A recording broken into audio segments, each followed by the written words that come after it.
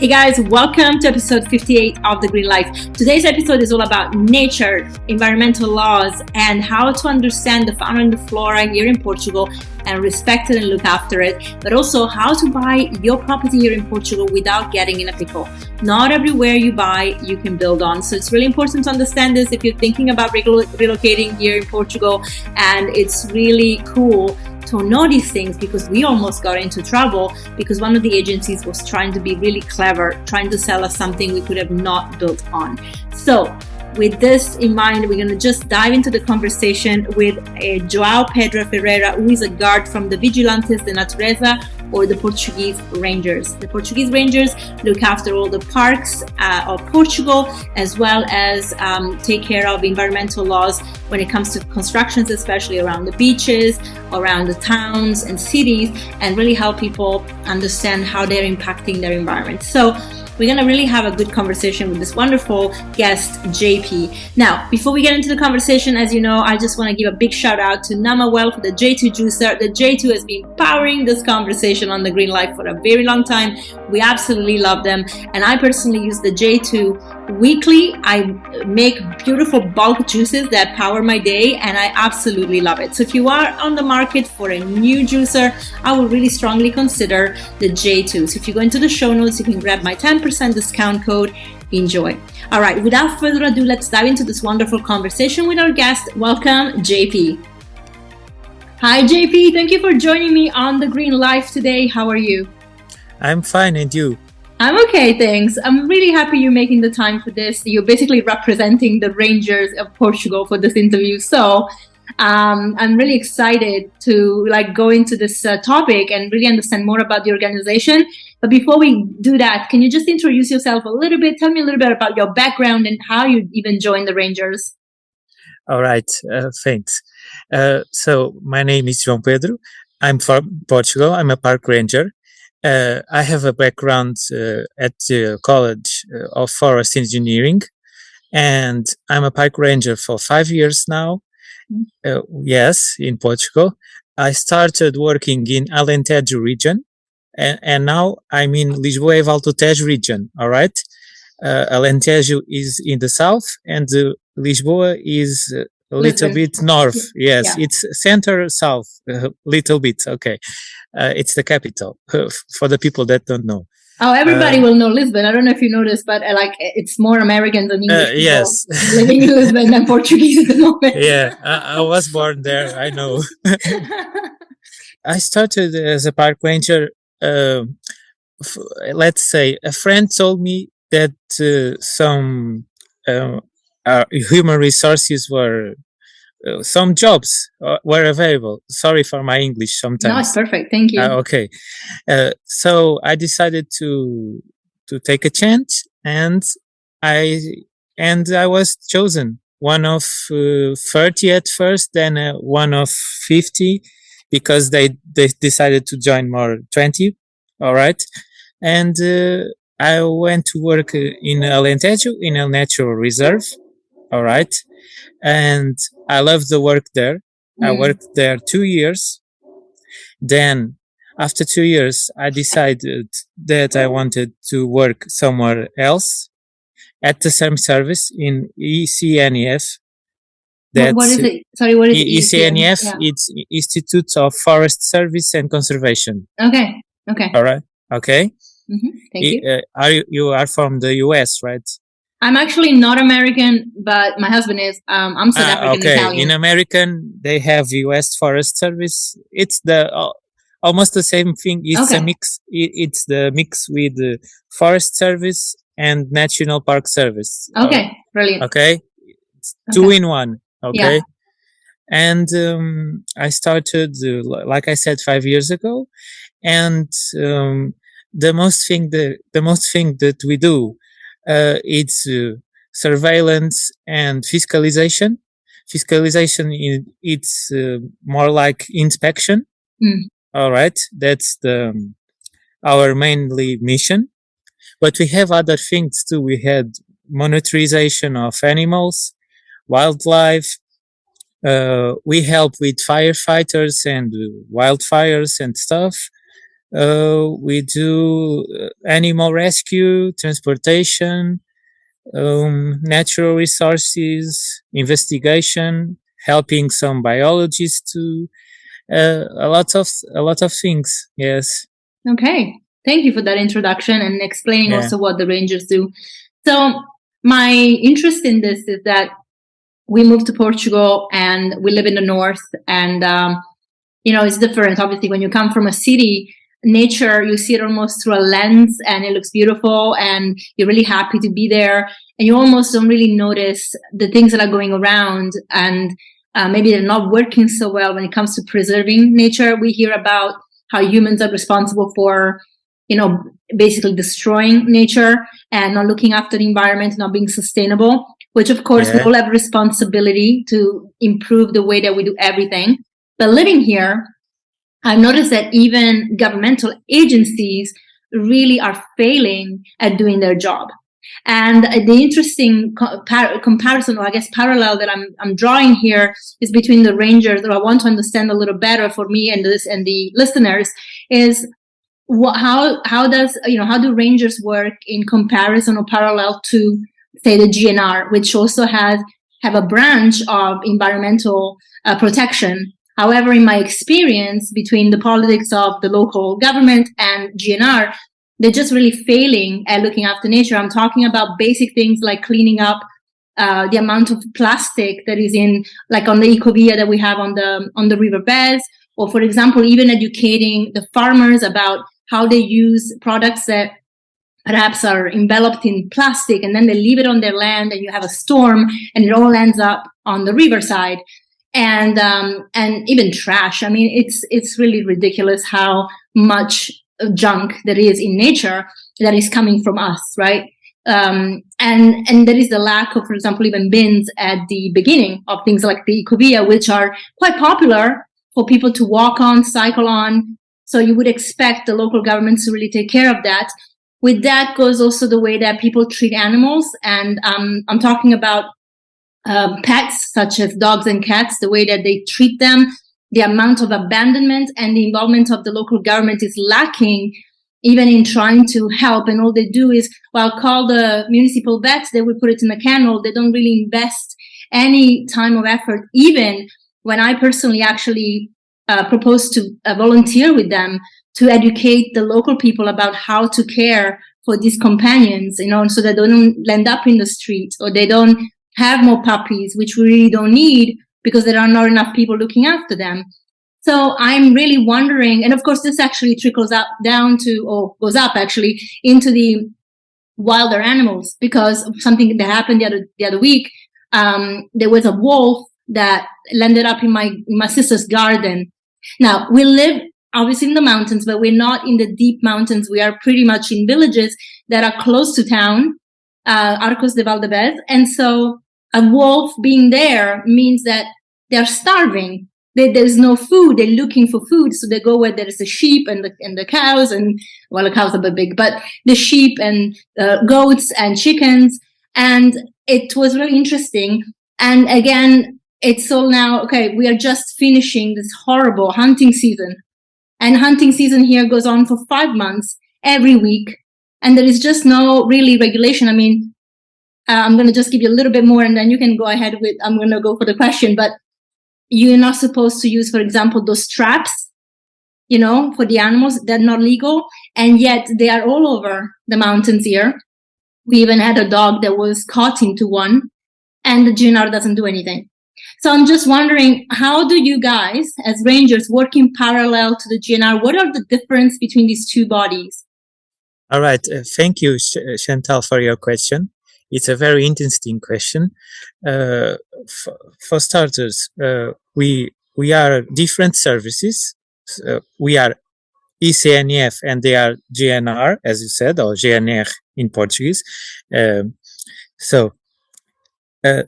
GNR, as you said, is more law enforcement objectives, all right?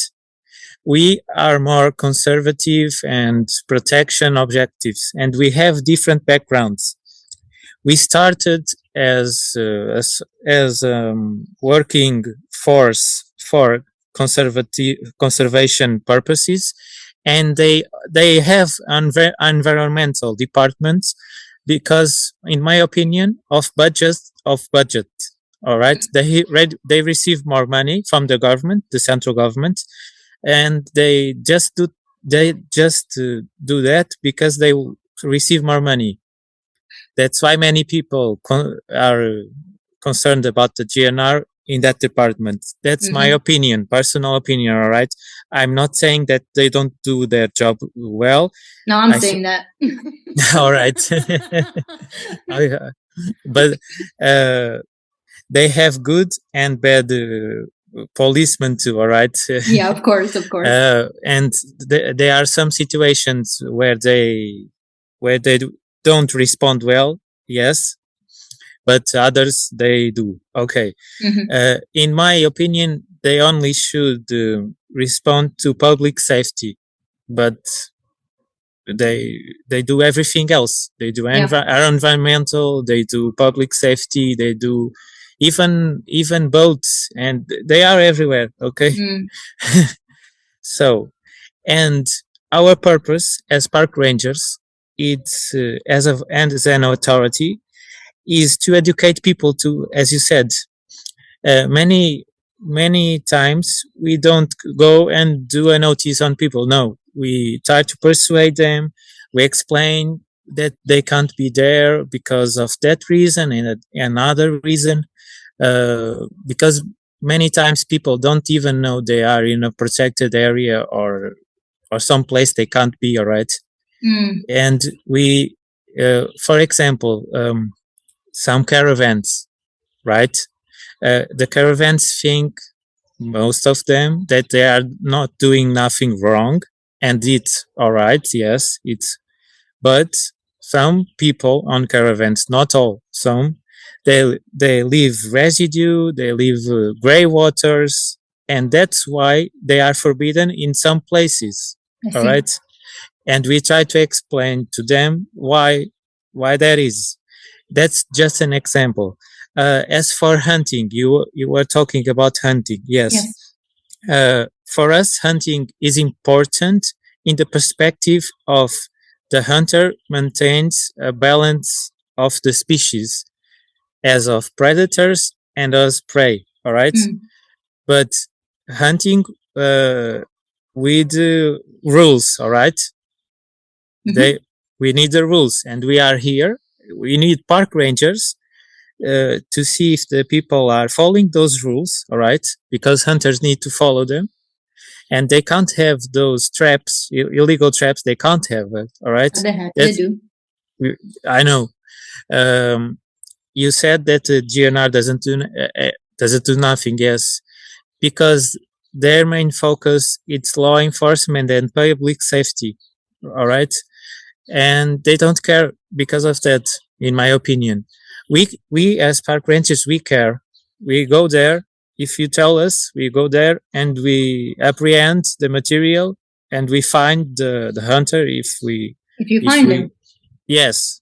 Yeah, and that's actually the challenge, because it's really hard to find them, because they only go twice a week for the period of time, and then they can leave those traps there, and you would really have to basically monitor the sites to see if the hunter will go back to see if they caught something and then apprehend them.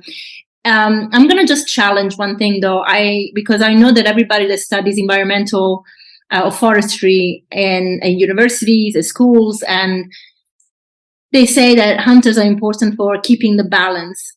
However, I'm going to challenge this because, as I said, a wolf was looking for food where more humans were. They normally don't go where humans are because they're actually quite scared and they're very protective animals of their own. So for them to go and be close to a village, that they had a reason. And the thing is that I noticed this, we actually don't have enough versatility in our animals, in our fauna, in mountains. Well, I'm talking about the north. I don't know all of Portugal, so you can correct me or obviously tell me if I'm wrong about any other parts. But I know you have a lot of protected sites for a reason, and you also have a lot of protected animals for a reason, and most of them are predators. The issue is a lot of the hunters, yeah, sure, they will go and and hunt for boars and rabbits. And I'm personally vegan, so I don't actually appreciate the killing for sport or for any reason when it's not needed, really. And these people have access to food, so going hunting just for sport is really not great. Not something I approve of. But let's just say you have hunting animals, you have predators that are actually starving because their natural prey, are hunted by humans. During this period, you see there is a big increase in obviously in killings for things like boars and rabbits. So how do you think we're keeping this balance? Because I think if you have 5 months of hunting that is allowed, and don't forget that we have the hunters pay a fee to a local government agency, a national, I'm not sure, you probably will know it, to hunt. So they not only, the government is incentivized to actually have hunters for financial benefit, not because they actually care about the environment, let's be frank, because even if you wanted to do it for that, in my personal opinion, you would say you can only hunt once a month, not every week for 5 months. That's just ridiculous. So that's my take in it. I don't know how you see it. I would love your opinion on that. Okay, thank you. When I spoke about a balance in hunting, I wasn't saying that it was overall hunting, not all animals, not all prey and predators. I can give you an example for this purpose. For example, in the south of Portugal, we have Iberian lynx. You know, Iberian lynx. Yes, the wildcats. Yes. Yeah, and they're protected, right? Yeah, they are protected and they are recovering. We have a recovery program, Instituto. Yes, we have a breeding program. Yes, for them. Okay, they are not hunted, all right? At least not legally. Yes, and hunters don't usually hunt them, all right? Luckily. Yeah. But the fox is hunted, and it's a predator too. Yeah. What hunting, the beneficial hunting in this case is because hunters hunt foxes, yes, and they are predators. They eat the rabbits, so the lynx eat the rabbits too. In order to maintain the balance, the hunters need to hunt the fox in that region, in that particular region, for the lynx to have more rabbits to eat. Do you? I mean, I for what I know about rabbits is that they reprocreate very quickly. Do you think that there is really not enough for all of them? Yeah, because there's a problem, because the rabbits have a disease right now and for some years that they are dying. So, and the lynx doesn't tolerate the foxes, all right? The lynx expulses the foxes from their territory, all right? Okay. And if we didn't hunt the fox and the rabbit too, but more the fox in this particular case, the balance would not be achieved because the human interference is so big now. Like for centuries we are hunting and hunting. There's no more natural balance right now. Okay, so you do recognize that we, however, have changed the balance. We have interfered and changed it. Okay, I'm glad you do. That's my perspective. Yeah. We as humans have interfered. I'm not saying now. I'm saying for a long time, So there's so much change in the environment caused by us that we need to put some other balance in our favor. All right. I see. Okay. Can I ask you what kind of disease the rabbits have and where it comes from? I don't know how to say it in English. Okay. But they have in Portuguese is febre hemorrágica. So it's a fever of some sort. It's a fever, yes, some sort, yes. And how did you know where it comes from? What's the origin of that? The origin as in how did they get sick? Is it a virus? How did they get that? Oh yes, it's a viral disease. Yes. Okay, Yes, and do you know they, where they pass from rabbit to rabbit. Yeah. But this is something new, or did it exist before? No, And if it's new, it's existing Before. from a few years back. Yes. but okay, for a few years. But do you know where it originated from? I don't have I'm not sure You're not where sure. it originated from right now because I'm not a specialist in that department. But I know that some years are worse, some are better. Some years the disease almost disappeared. Right now it exists very much, but we'll see. We'll see in the future how it goes. Interesting. Do you have any documentation on the Rangers website where we can find out about these diseases? Because I'm really curious to know that, again, if they're coming from interference of humans, right? Did we bring something to the animals? Because that can happen. Like we always talk about how animals can give disease to humans, but it's very much vice versa often, you know? Yes.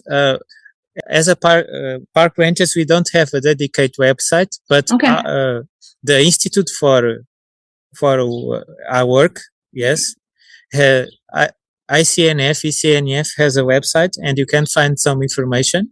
Okay, brilliant. So maybe I'll get the links from you so we can put them in the show notes. Yeah, you can put them in the description. Yeah. Okay. Perfect. And people can go there. Yeah, that would be good because it's an interesting question, and I'm challenging you with my questions and also with my thinking only because I know that a lot of people would have the same questions.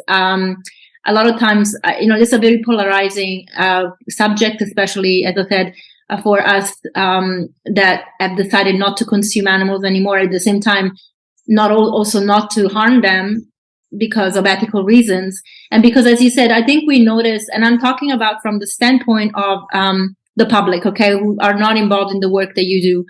We are, for people that are really conscious about the environment, what I see and what other people see is that we always impact it in a very negative way, whether it's, as I mentioned before, by trashing or scaring animals or, just not respecting the environment that we are in because we think that we can go somewhere and just take over instead of being respectful of everything that is around us because our presence somewhere can change the ecosystem in a minute.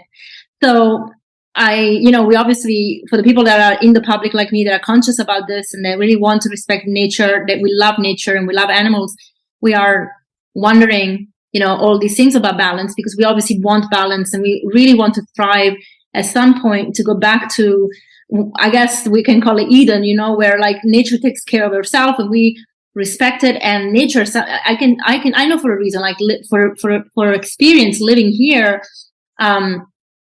nature always, if you respect it, it does respect you.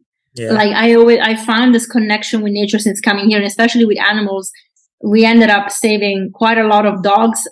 We kept 7, 8, in fact, one sadly passed away, but we rehomed the others, and it's like you start communicating with them. And then, same thing like with the cows next door, like you look at them and you just see their behavior and you see how they act, and you can go walk in the parks and you see how birds interact and how they deal with each other. And of course, the cycle of life in nature is so beautiful and perfect. There are predators, like we saw this eagle.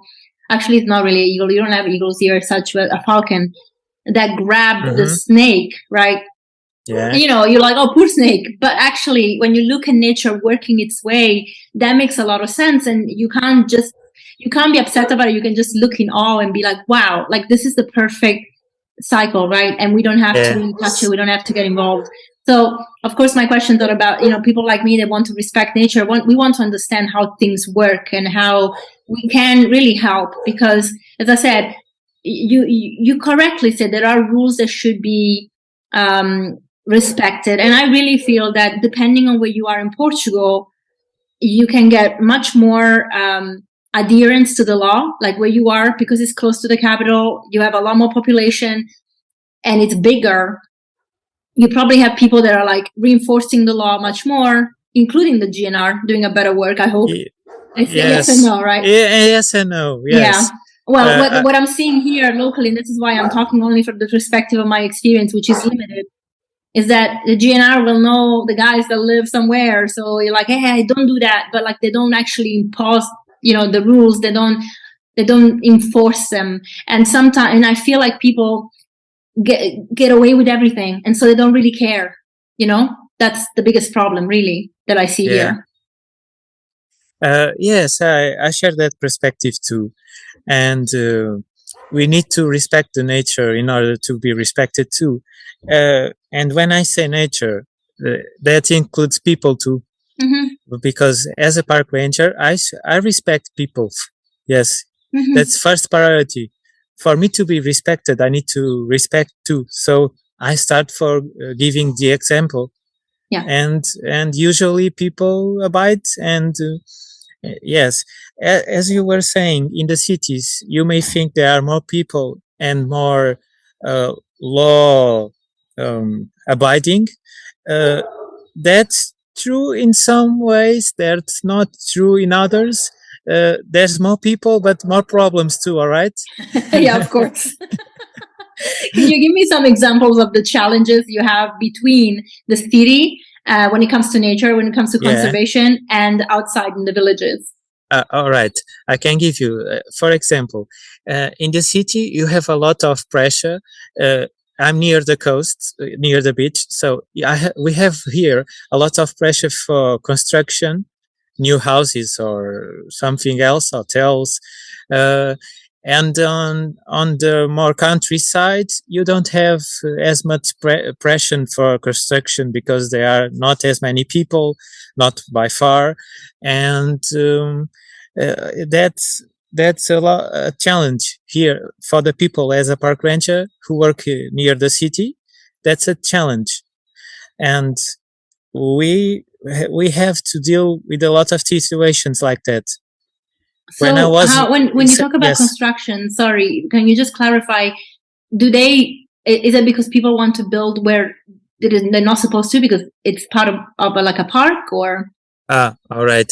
It doesn't mean it's not possible. It has some constraints. You understand? Well, yeah. Okay. Yeah. It can be not possible too. Yes. And people want to build there, or they want to add a new part of an existing construction, Mm-hmm. a new house, a new barn, whatever.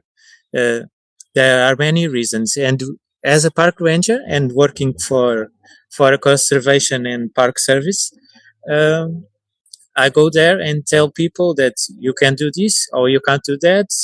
You need to have an authorization or something, a paper, and to abide by the law.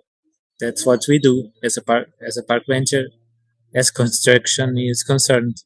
Okay. Yeah. So again, this is overlapping a lot with the GNR as well, right? Because they also, if the financer calls them because somebody's doing illegal work, they get involved.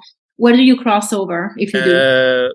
They can do that too, but as far as I know, they don't do it in protected areas. All right. Okay. So you only do it in protected areas? No. We do. We can do it everywhere because we work in all of the territory of Portugal. All right. Okay. Maybe you can say that we are not in the city, but we go to the cities too for other purposes. For example, we can go to city center to rescue some bird or some animal because there are animals in cities. Yes. Too. Yeah. And there are conventions, international conventions. For example, CITES, that is a species commerce convention, protected species. If you have, for example, a parrot in a pet store, it needs to have documents. Yeah, right. Let's talk about that for a second. Let me just pause you. Let's talk about these animals in stores, okay?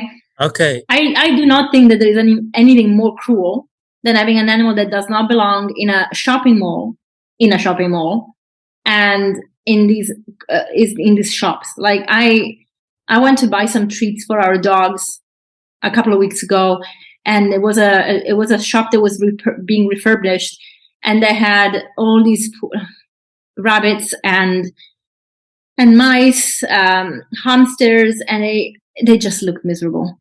And I don't understand how we are still at that. Like, how is it still legal to sell animals that way? You know what I mean? Mhm. So I know what you mean. Yes, yes. what is the status of that? Because I know there are a lot of, I mean, Portugal is very new when it comes to animal welfare laws, and it's still really behind in comparison to many, many countries. And I was just wondering, where do you think this is going? And if there is actually a movement to make these things, such as having parrots or rabbits or dogs and even cats in shops to be bought. In fact, that should be even more Yes. abolished, because again, as I mentioned before, we have an issue here with dogs and cats that are stray and need a home. So nobody should go and buy a dog in a store, right?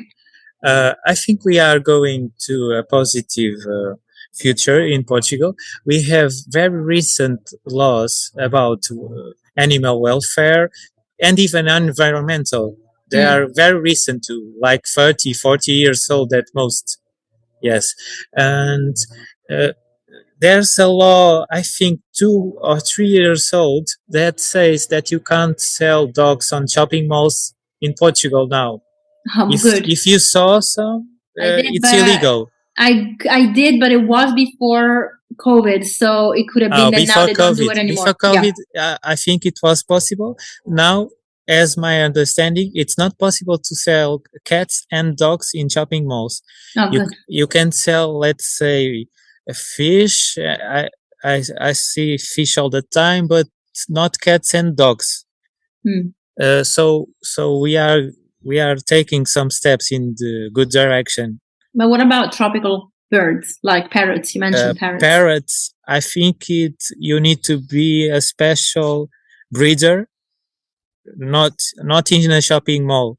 I don't think you can. Some birds you can, but not all of them. All right.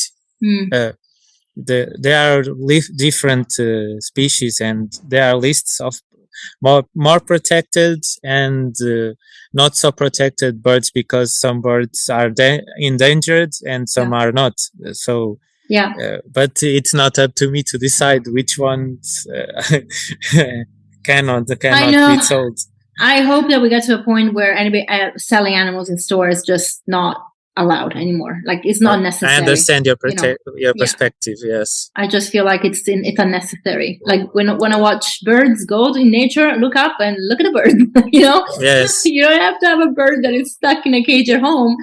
And for what? I have a bird, but not that type of bird. But it's a rescue. I rescued a chicken. Oh yeah. Yes, I have a chicken for eggs. I don't want to eat the chicken. I just want the eggs. Yeah, I'll be honest. I appreciate that, actually. And you love your chicken. Exactly. Yes. I appreciate that. I was having this conversation today, actually, with somebody, with my osteopath.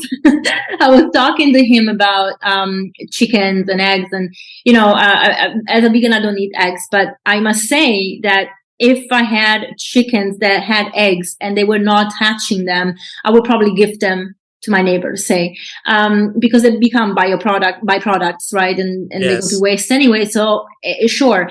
But I definitely would never be able to harm the chicken. Like, I would treat them as pets. And I think eventually that's what we want to do. We want to rescue also some chickens. And I love that you did that, because, and as you said, you love your chicken. Like, you can see the personality, right?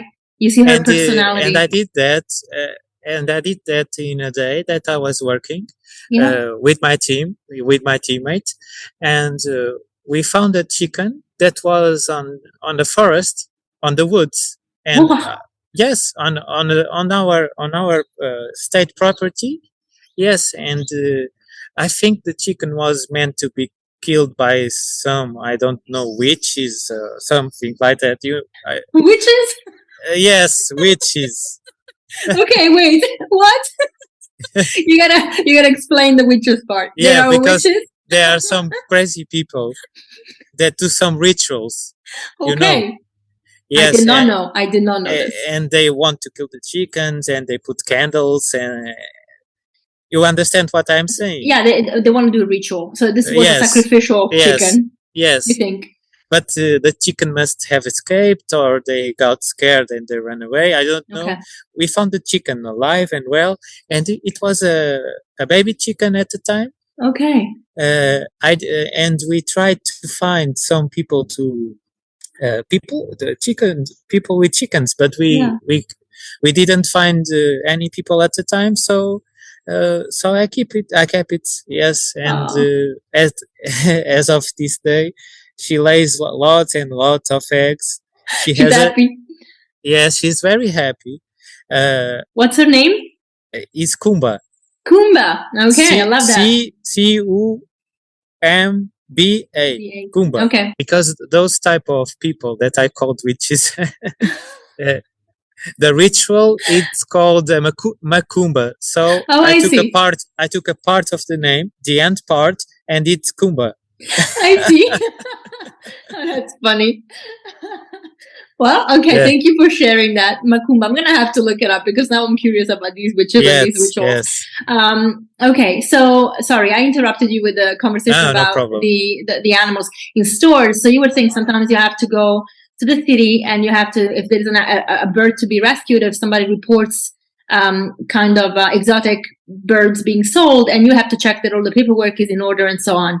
Yes. But how do you, so what do you define being, for example, in these cases, what do you define it being a good setup for these birds, right? Because now you have a bird that perhaps is exotic and now it lives in a cage. And, you know, what is defined for you as a acceptable living environment for these animals that are sold? There are some parameters that the sellers need to follow.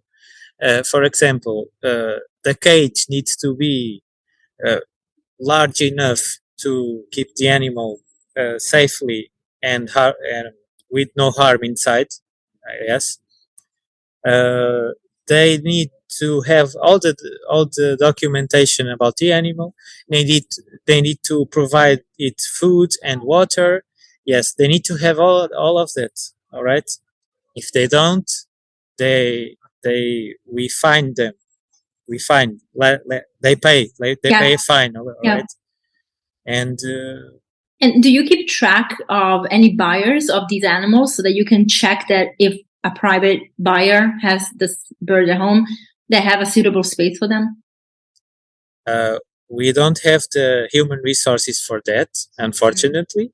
I can tell you further how many I wish that we were, but we won't.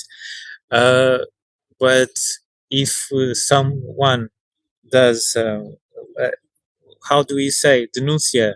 Reports. A report. If someone does a report on that people, we can go and check if everything is okay or not.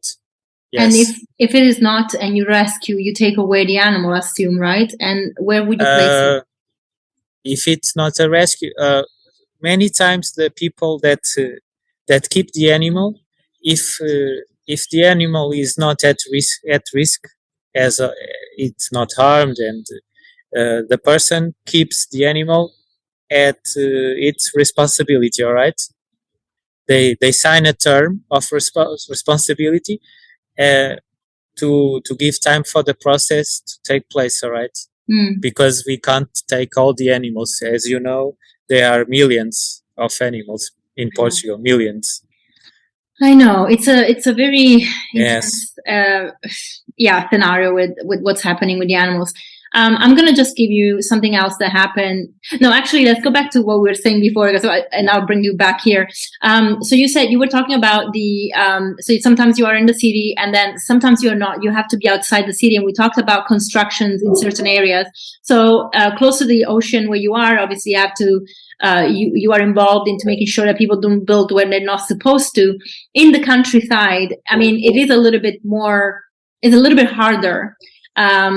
I guess because it's a little more space, although the DPM is well defined, so you can know what was meant to be somewhere or not. But how do you ever get people that, for example, buy property that is just about forestry, but also the DPM would be like the brown where you can build the colors, and then it's forestry, so it's all green. Do you ever find these episodes where like somebody has private property and that property just stretches between these two kind of the classification on DPM, and it's hard for them, like they might have built where they were not supposed to. What's your take on that when that happens? And I think this is interesting information for the listeners, because as you know, so many of us foreigners are coming to Portugal. And I'll tell you a little story after what was happening to me at the beginning, and I just escaped it so luckily. But yeah, what happens in that case? What happens when someone buys a property that has got a land that is classified in two different colors, and one is buildable and the other one is not, but they basically kind of go over a little bit? Yes, that's an interesting question. As of PDM, our service it responds to the central government, so our directives are above the PDM. All right. So what my institute determines, it's the way to go. So if you have a PDM that say you can construct here, but my service says no, it's protected area too, it's above, all right, so you can't. In the case that the PDM says it's okay and we say too it's okay, you can. So are you also above the personal property aspect then? Like if somebody owns land, yes, can you still decide that land is protected, or protected land is not sold? Protected land doesn't mean it's public. In most cases it's private, all right? So people own it? Yes, private. Yes, people can own protected land, because protected areas are created in every land, not state. Oh, you can have state property, you can have private property, you can have owners, associations, properties. You can have all of that. All right. Okay. Thank you. When you buy the land as a owner, you do need to know that you need to follow all the restrictions if it's protected, and you when you buy it, you know that you can only construct less area than in other sites, all right, or you can't construct at all. You need to inform yourself first before you buy it, because if you don't want, it's better if you don't buy it, all right? That's my advice for people. Yeah, I agree. So we had an issue when we were looking here in 2017. We were sold initially a land in Ponte de Lima that we were told was agricultural, but it had a building on it, which the measurements were off, but we didn't really know exactly. They told us the building was 2 floors and we could build double that. And then, so we put the deposit down, and then we came the next month, and thankfully, I was talking to an architect, and he checked on DPM, of course, but he was like, do not buy this, because you will never be able to build anything here, because the green was very dark. And and I had to go to the agency and basically threaten to put a complaint in the book of Reclamação, so the complaint book, and they gave us the money back. But I think a lot of people that are coming to live here don't really understand these laws and these rules, and they're not told. And agencies sometimes play clever, and so they will use the fact that there might be one little building on the property saying it's constructible to a certain extent, and then you buy and you find out actually you can't even increase by 1 meter. And in these situations, because there are a lot of people that totally get, taken advantage of, would that be a way that they could get in touch with the environmental agency like yours and ask for help, support, maybe allow them to actually have a house to live in, not an animal shelter? Yes, for people to protect themselves against the real estate agencies and some opportunists and stuff, they can approach my institute and ask, let's say, I have this property that I'm willing to buy. Can you please tell me if it have some restrictions? It's protected area, something like that, and you can send an email, or you can or you can mark an interview with some of our specialists and engineers and stuff like that, and architects that we have, and yes, people can know for sure if the land is suitable for construction or something else. Yes. Okay. And my next question, according to from this, is am I right in thinking that some protected land has been allowed to put eco hotels or some sort of tourist facility on it? So what are the rules when it comes to that? Why do you guys allow tourism to be in protected areas? Like when I say tourism, I mean having an hotel, for example. Mm-hmm. That depends on where that protected area is, and even inside the protected areas, we have different classifications for the protected land. For example, we have total protection areas that no construction allowed, no people allowed, only authorized personnel can be inside it. And we have partial protection, that some activities are allowed, for example, walking, trekking, all right, but no construction too. Then we have complementive protection. That's where we can, sometimes it depends. I can't say it's everywhere. It isn't. You need to see the laws for that site, but it's possible to be authorized construction in some places. All right. But as I said, we have different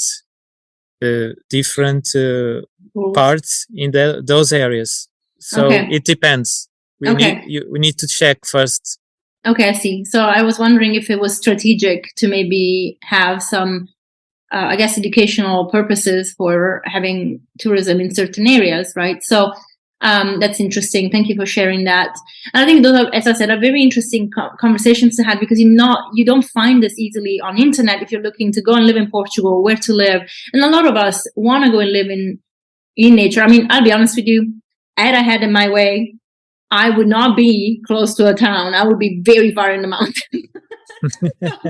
Be like totally self-sufficient, like living with the birds. And so I probably would be like your nightmare. But I feel like I understand why the rules are there. I understand why we have to have some kind of parameters, because of course not everybody has good intentions and people easily take advantage and it becomes chaos. So I understand that. It's just really upsetting that we have gotten to a point where even people that want to live in a symbiotic relationship with nature, we can't. Like, we have to be restricted. However, it does please me to know that there are areas that are so protected where like not even people can go, because I feel like that's where you find the most beautiful nature, like the most beautiful fauna, flora, and it's undisturbed. And that must be such a privilege for people like you that work in that environment to be able to observe, because it does make a difference when we are present somewhere or not. I remember when we were all in lockdown, my friends in the UK were all sharing how for the first time ever in London, they heard birds, they saw nature come alive because people were not outside. I'm like, yeah, I feel like you guys need to be kept inside your flats. But it's like, joking aside, we don't respect it. Like, of course, the moment that lockdown was over, traffic, pollution, and now good luck seeing, the birds that they were seeing through lockdown. So it's interesting. We just really don't understand the effects that we have on nature. So my next question would be, how many national parks do you have here in Portugal? Okay, thank you for the question. National park, we only have one. National. Okay. Natural parks, we have many more. Okay. Because we have that's a classification. Can you explain to me the difference? More or less, yes. Yeah. National park, it's the Peneda Gerês National Park. Yeah. That's the only one that we have. The difference from a national park to a natural park, it is that national park has less human interference than the natural park, all right? In which way? in which less people living there. The activities are more integrated into the nature.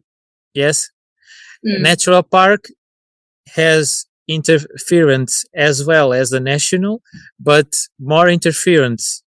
You know. So give me an example in the natural park. What is the extra stuff that you find? Interference. More people living there, for example. Okay, and more people living per there, square, more farming, or more people per square meter. Yes. Okay. And you have more industries.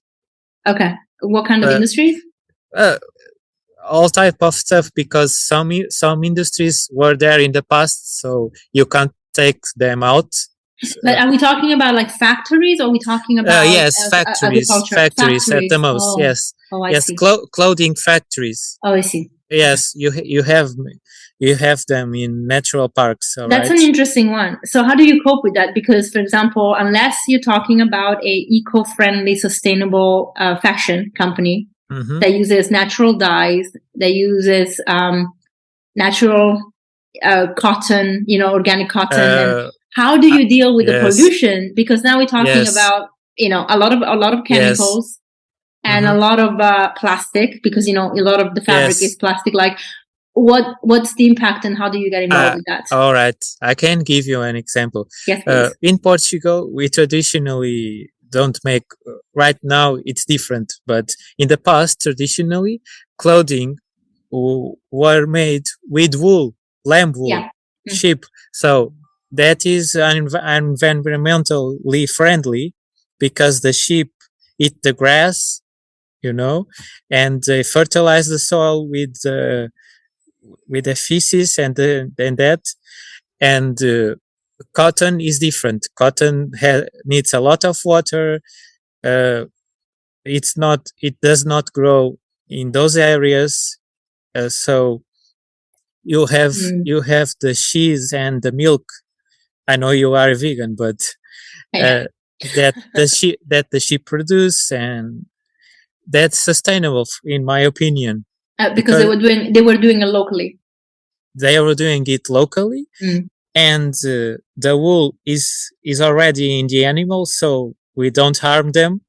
Yeah, right? I think that's an interesting one you're bringing on. So, as you know, and I've seen it, so I'm gonna speak as a vegan, educating the vegans that obviously only get like the images from PETA.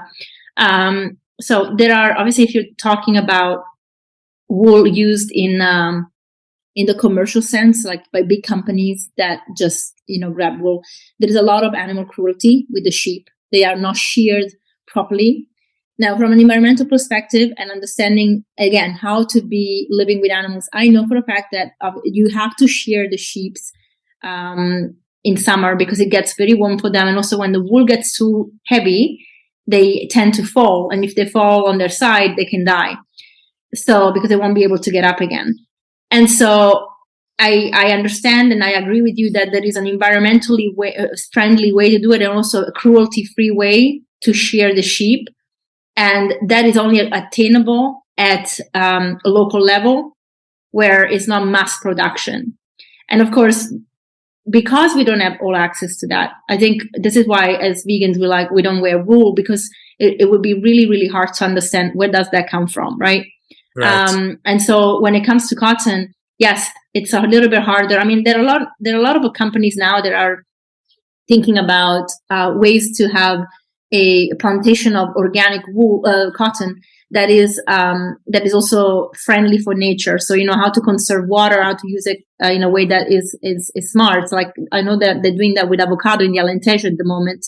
There's a big project that is starting to do just that, to grow avocados in a sustainable way, because avocados also require a lot of water.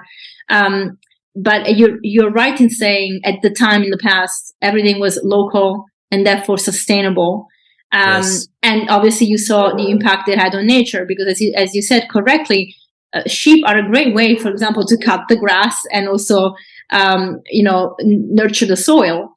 But now, you were talking about what it's now like. Now it's a little bit different, because the industrial parameters are different, and the consumers are way more now, and companies are focused on profit. Yeah. Like they were never before. So many of those companies in these natural areas closed because of that, because they are because they were environmental friendly, and they produced locally.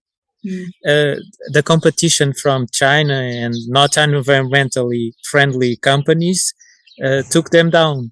Yeah. So nowadays, sheep keepers are almost only for milk and cheese purposes. All right. And grass, cutting the grass. And grass. They're Yes. brilliant. But that they are very important in for forest fires, for example. When they eat the grass and the bushes and stuff, they prevent forest fires and wildfires from happening so large in an area so large. Yeah, you understand? Okay. Yeah, absolutely. I agree with you. So now that you have, but you still have companies, as you said, you have still industries in those natural parks. Are these industries that are there, the ones that are still open and that are alive, are they sustainable and eco-friendly, or do you see them, opting for practices that actually endangering nature? And if that's the case, how do you deal with it? I see them sustainably. Okay. All right, because they. When the protected areas were created in Portugal, let's say in the mid 70s or 80s, something like that, most of them at least. For example, Serra da Estrela Natural Park, where you have and had in the past lots of wool production clothing. They use the resources locally, and they sell locally for the most cases, so they don't need to ship their products far away, so they don't need to put their clothes in an airplane, for example, or in a boat that produces a lot of pollution. So in that perspective, in my opinion, they are sustainable because they use all the resources in the area, and then they don't make a lot of pollution, at least. And do they mindfully also use eco-friendly material? So I mentioned the coloring at the beginning, right? There's the coloring, like dyes, because dyes are quite polluting. I mean, I don't know if you ever watched documentaries about the fashion industry in Bangladesh, Pakistan, India, but you can see how these dyes are polluting the waters, and the villagers are suffering, and it's just unspeakable what they're doing to them and to nature at the same time. As for the coloring of the clothing, in many parts of Portugal, it's tradition to use some plants, flowers and things to give the color to clothing. Yeah. Yes. So they use that. Yes. I can't name you the species, but I know that some flowers are used in coloring, because in the past, that's the traditional way. They put the flowers in the water, they boil them, make like a tea, then they put the clothing in, and it gives the color to the clothing. All right? Yeah, that's how it should be. Brilliant. So now let's go back to the national park, though, because now you said something really interesting in the beginning, that is less human interference. Are you familiar with the associação called OGERES? I'm not familiar with the association. Okay, so the association was created by a gentleman called Julio. I do not know his surname, I'm afraid, but he obviously lives in the town of Jerez, and he does work a lot with protecting the environment, supporting the locals, and making sure that if they're rebuilding, all the ruins, so they can rent them out for people to go on holiday, and make an income to then sustain the villages. so that they can have more people that are staying in the villages, like they stay there and they're shepherds, so they can have the goats, as you said, in the forest, so they can eat the debris, so there's less chances of fire. But he obviously, and I noticed this too when I was talking to him, I was mentioning that I see here in Arcos de Valdebez, there is a big push for marketing of Arcos being all about, nature. Oh, natureza, like you come in, but they don't look after it, as I mentioned it, and they're very, very, very lazy when it comes to doing anything. I'm always fighting with the municipality. It's not even funny. So when I talked to him, he was saying that he has big problems as well with the local government agencies, which keep on wanting to build in Jerez, which, as you said, should be protected. And it's and this for a fact. I think there was like a big scandal, like on the river, where like in Jerez, I don't know what the name is. I always get it wrong, so I'm not going to even say it. But there is a part in the river that is beautiful. It looks like a lake, but it's actually the river is wide apart, and all these very, very expensive villas popped up, including Ronaldo having one. I know. Where as soon as I mentioned Ronaldo, everybody knows what it is, and a lot of them are illegal. I think even Ronaldo's house was illegal. I don't even know. I'm speculating, but I heard something. I don't know. This is just a rumor, but he was saying, yeah, we have a big problem because a lot of people want to come here. It's a beautiful place. They want to build. And sometimes they have the money to bribe the local government and they can actually build. And it's not really, meant to be there. In cases like that, if you get involved as a group, as the ranger, if the rangers get involved and see, okay, this house is not meant to be here, do you feel that as rangers you can change that? You can get these people to take down their house?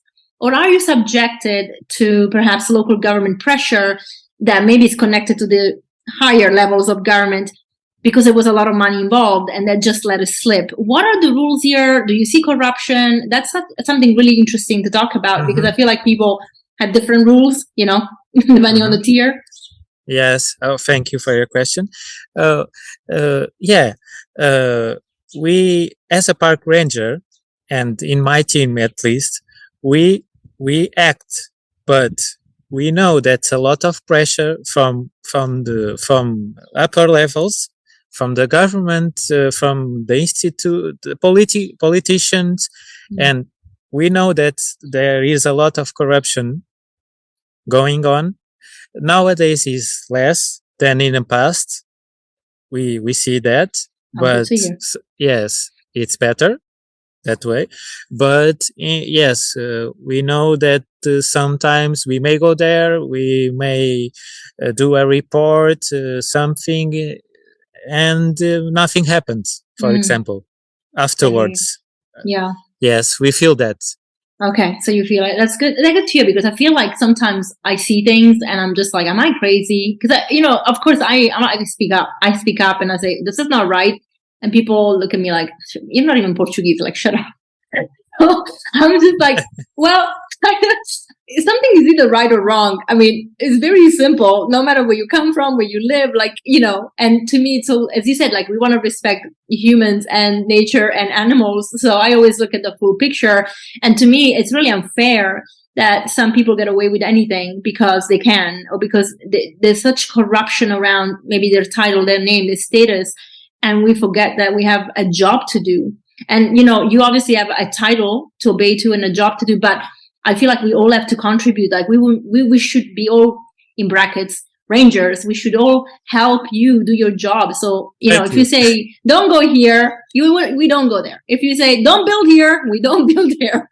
And we just respectful of why, that you have. Like, it's not because you just want to make rules for fun. Like, actually, there's a reason that you explained. Yeah. Not at all. Yeah. I feel like this is our job and we should all be involved, but it's not something that is culturally yet accepted. So I hope that we get there at some point. Yes, yeah.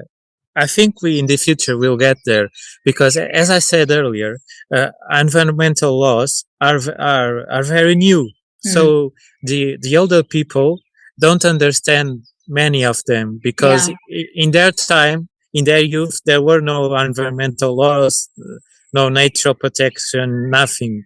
in Portugal. All right, that is the Portuguese reality.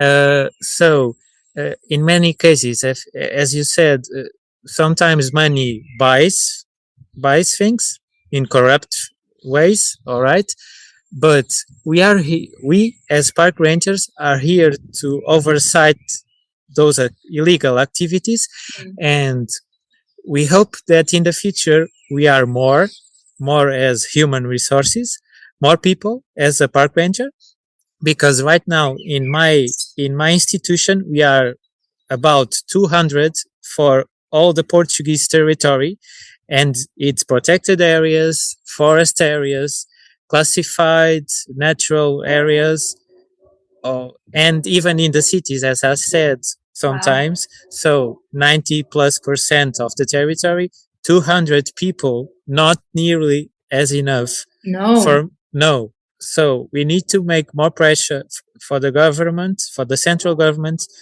to open new jobs. All right. And for me, the perfect number, I don't know if it's a perfect number or not, but ideal number, in dreams at least, would be 800. 600 would be good. 800 would be ideal. I was expecting you to say a lot more than that, I'll be honest, considering how much space to cover. Yes. So I think 800 is pretty I need reasonable. to be realistic.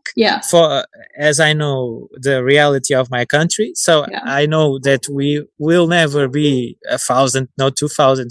No. I know that will never happen. Not in our lifetime, at least. So Maybe we need I don't know much about politics, but maybe we need the PAN. What is it? Is the PAN, right? A PAN, about a PAN? Yeah, like the political party. Maybe we need PAN to rule the country for PAN a while. the party. PAN the party. Then you may get some people. I was thinking pen of writing pen. Oh, no. The party PAN. The pen with an A. With an A. Yeah. Okay. Instead of the current, then maybe because they really care about nature. Yes, but I think the effort must be collective. No, all the parties. Yes. Because I don't care if it's party A or party B that does that. If they do, all the parties, all the deputies in the parliament, fine. Yeah. Good. No, I agree with you. I was just joking because I feel like every time I see something about the environment or about animals, always PAN. No other parties talk about it. So I'm like, yes, that's their business. That's their business. Yes. So, in terms of, you mentioned the lynx in the south or center, a little bit in the other parks, but we have the wolves here, and as I said, we saw one. Iberian wolf. Yes. Yeah, Iberian wolf is also endangered, so it's a protected animal. What are you guys doing to make sure that they don't go extinct? It is not my department, but as I know, there are some measures about the Iberian wolf, and some consist in, let's say, the government gives the sheep and the sheep keepers compensation for wolf attacks, for example. So they get compensated for the wolf attacks, so they don't tend to hunt them. All right, I see. Because they are paid. If a sheep is killed by a wolf, they are paid some euros. I don't know the exact value, but they are paid a certain value and compensate for their losses. Okay, that's an example. Other examples: the wolf can't be hunted. Yes, all right. In Spain, it was in some areas, but it's not now, as I know. Yeah, I was going to ask you because Jerez obviously kind of seeps a little bit into Galicia. Yes. What do you guys work with the Spanish authorities for environmental protection? As is of my knowledge, yes. Okay. Yes, because we share the border, and some parts of the border are protected area in Portugal and Spain too. Okay. All right. Okay, they go through the border. Yeah. So as I know, the decision makers, they talk to each other Spanish and Portuguese. They talk. Yes. Okay. Trying to have an alignment. Good. And I have a last question, then I'll let you go. I'm taking a lot of time. I'm so sorry. Okay. I'm so curious about all this because it's a big subject, and I think it's just nice to talk about this. But so there is a case, San Triso, near Porto. Did you hear about it? Where there was a big fire near Santo Porto? Tirso? Santo Tirso. Sorry, yeah, that's it. Santo Tirso. I always butcher the names. I'm so sorry. Santo Tirso, near Porto, where there was a big fire and animals were hurt. And then they also discovered that there was this illegal kennel, if you like, Yes. where animals were kept like in the freezer if they died. I mean, it was a terrible thing. I know that, for example, the Partido PAN is kind of has been pushing the government not to close the case because the GNR wanted to close it. When that happened, were you guys also involved in the inspections and reports? Was that case like 2-3 years ago or more recent? Yes, about 2 years ago. Yeah, 2 years ago, big fire, forest fire Yes. that killed the dogs. Yes. I know. That's the reason. At least that's what the politicians said, that my institute, ICNF, took the responsibility of animal welfare. Okay. It was on other government agency. Now it's in ours. Okay. And now it's a new proposition to be elsewhere. But yes, we took action, and I think some colleagues are working in that issue. Okay. And I think someone is going to be responsible. I don't know the how do I say the details. The details, yes. Yeah. I don't know the details of the case, but someone has to be accountable for that. Yeah, so that's exactly what PAN is saying, because the GNR wanted to close it. So I'm glad to see that you guys are involved into actually keeping it, Yes. wanting to hold somebody accountable. That's really, Yes, really important. we are involved, and other authorities are too, like the GNR and the government itself. Yes, but it seems like not everybody's aligned about what needs to happen. Sometimes yes, they want to be like, it's done. Yes, that happens a lot. I'm sure. Some agencies don't align with each other. Yeah, sometimes that happens. But and isn't it interesting though? In this case, like, shouldn't everybody want somebody to be accountable, because it is an infringement of law anyway, right? Like, you can't keep dead animals in the freezer like that and not report that they're dead, or or like keep them locked in, and then there's a fire, nobody goes in and open up. I mean, they've seen the horror, like, no matter who you are. So there must be pressure somewhere, again, not like to just close the case and not deal with it, because you can't just be, everybody should be on the same boat. It's like, no, we have to hold somebody accountable. Mm-hmm. That could be the mayor, because the mayor must have known that these women had the scandal, or whatever you want to call it. Yes. Yeah, so, well, put him in prison, I don't know, do something. So, yes. Yeah.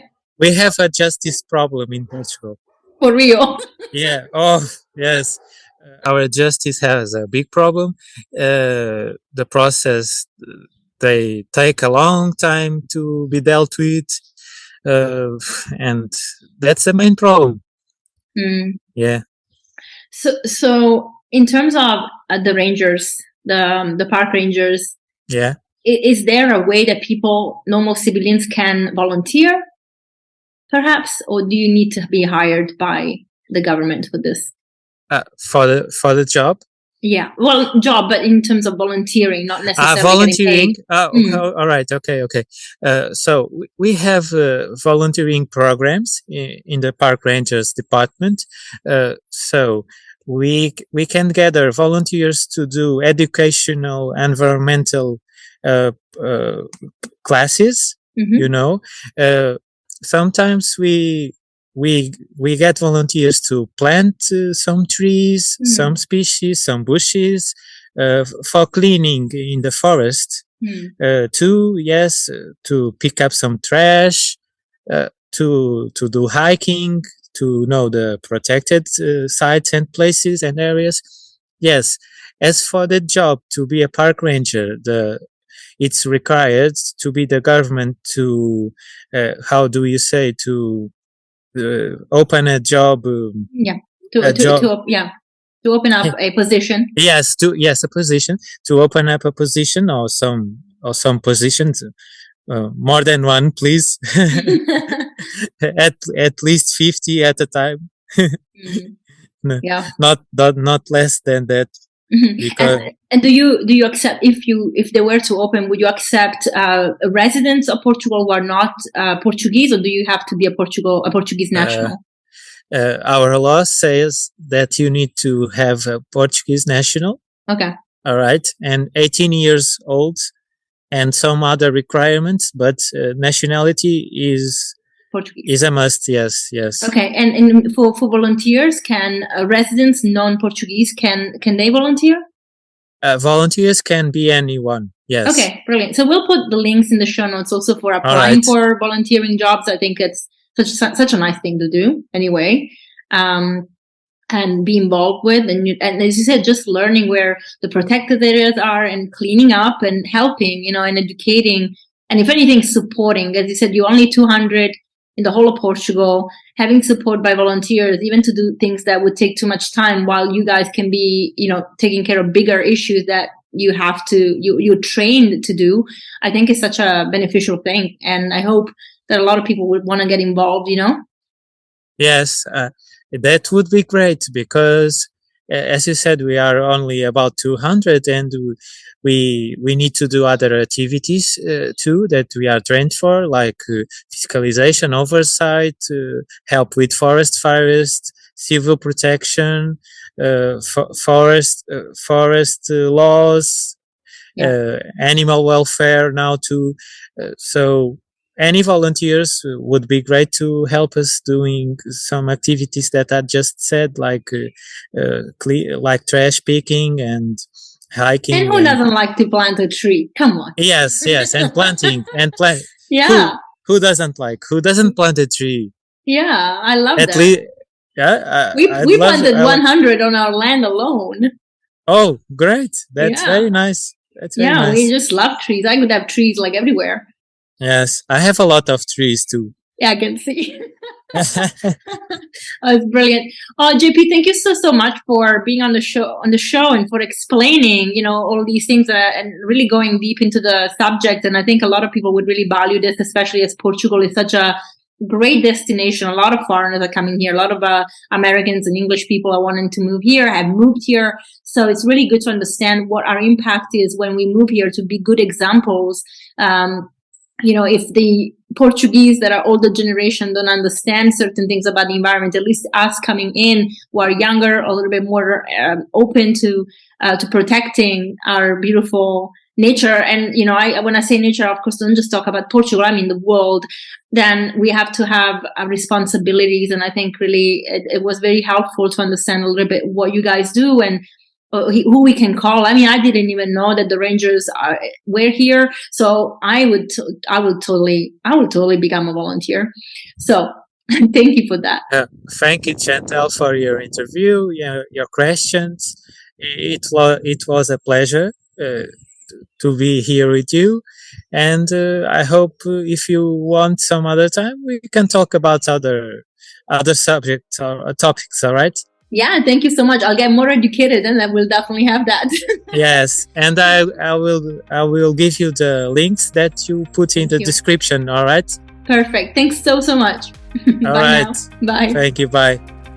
JP, thank you so much for being here, and thank you everyone for staying on for this episode. I learned a lot. There are a lot of things I really didn't know, and I hope that this was helpful, especially if you're considering coming to live here in Portugal. Now, if you follow me on Instagram, you know I have a very hard relationship with the municipality or where we live and the GNR, because I try and get involved with projects or propose projects, which I would do as a volunteer, to help the community be more educated about how to not litter, how to look after dogs and cats, with the basics, really, even just things like neutering their animals so that we don't have so many dogs and cats that are strays. But it's really hard. There is an agenda and there is a sense of not engagement that I'm finding. So I really love this conversation, because I personally will look to join the Rangers as a I volunteer and learn more about the environment I live in, which I think is super important if you live in a country. So for guys, if you are living in Portugal, you're a foreigner, you want to join as a volunteer, the links are all below. If you are Portuguese and are thinking about a career in the Vigilantes, I would say look at the link and stay connected to them, because I know that a lot of employment opportunities are not vast, but if they come up, maybe would be something that you can do, especially if you love nature, if you love your country, and you want to help. So guys, I really hope you enjoyed this episode. I truly did. And if you did, please share and review and help us grow on all social media and platforms you're listening on. And until next time, bye.